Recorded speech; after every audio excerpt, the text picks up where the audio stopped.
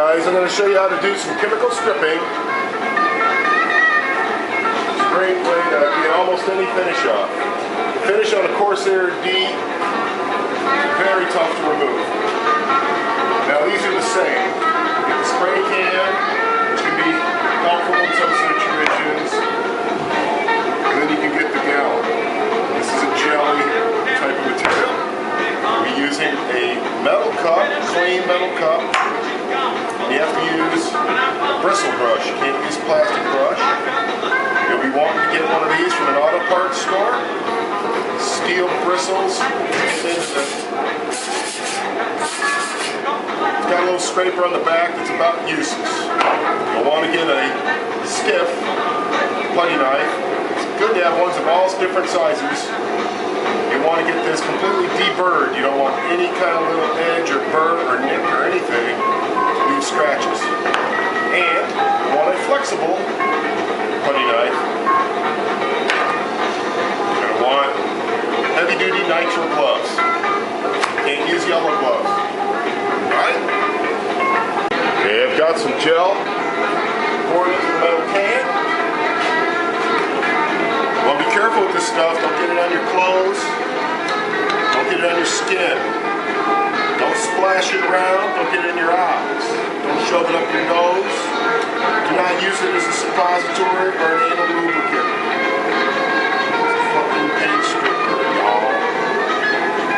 All you want to do is get it on there. It needs 10 minutes to work. It's got to stay wet to work. So you don't want to put a tiny amount on. You want to pat it on. You want to move as quickly as you can. Try and get it on there and just keep it wet so it can work. Okay, here we are about 30 seconds after I've started zapping it. You can see how it just lifts the paint right up off of it. Much faster than if you tried to sandblast it. Try to sandblast it, the sand's got to start bouncing off of this. Basically, paint is plastic, it's bouncy. And it'll bounce off it until it finally gets to some metal. Then it'll start picking away at the edges of it. And you'll have to work up and down, up and down, up and down forever to get that off of there. With this stuff, you can see a dry area like that.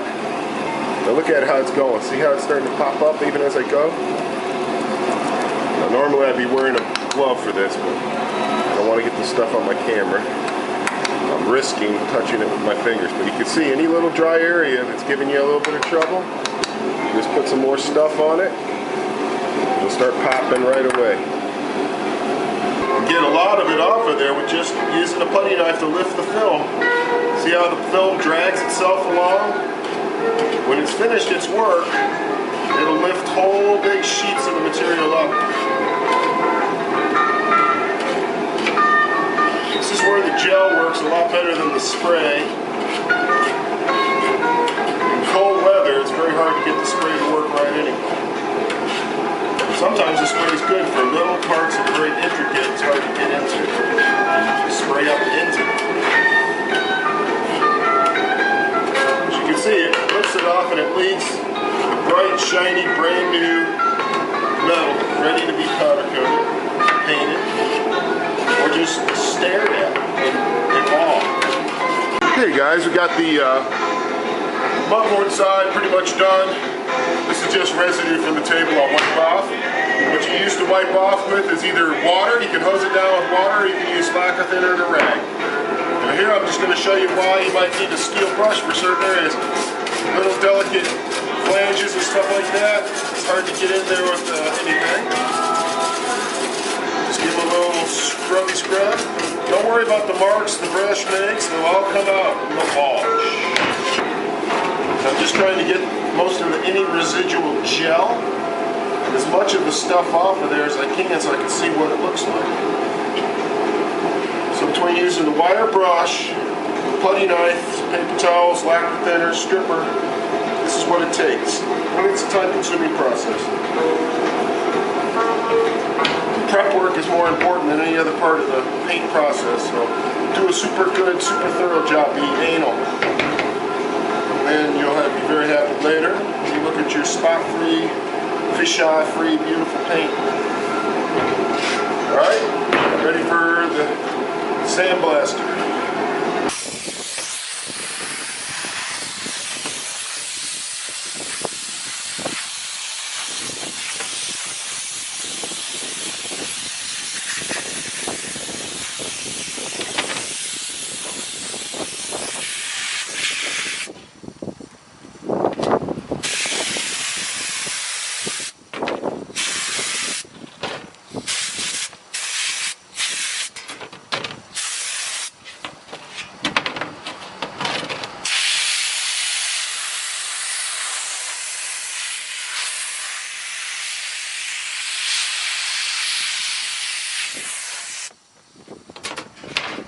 Okay, I think you get the idea. Here, let me bring the camera over. I want to show you why sandblasting. Okay, they go hand in hand. The stripping removes the majority of the material, and then the sandblasting gives you a nice, uniform, gritty surface for the new paint to stick to. Even gloss will go on this nice with powder coat because it levels. Now I've still got to do the other side, but I'm almost done. And so now you've got to start to finish for how to strip apart. I just wanted to give you a shot of the next piece up in line here. After about 5 minutes, this is what it should look like if you put on enough stuff. You see how it's just completely lifted the whole surface up? If you keep it wet and keep patting it down and see any dry areas and just keep it wet, and then about 5 minutes it'll start wrinkling, and in about 10, that's it. And then all you got to do is just slough that off into a trash can, and you've got 90% of it. The favorite part for me, just watching the stuff come off. Such a beautiful thing.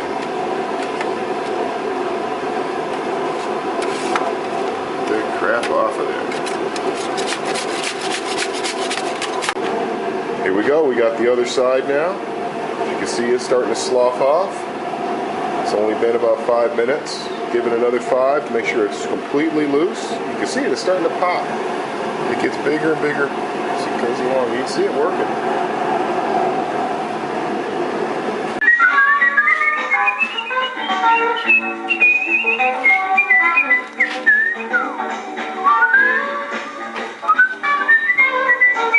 And that's the result. Probably 30 minutes at least of, maybe more, who knows, I don't have a clock. But this is just done entirely with stripper, a putty knife, and a wire brush.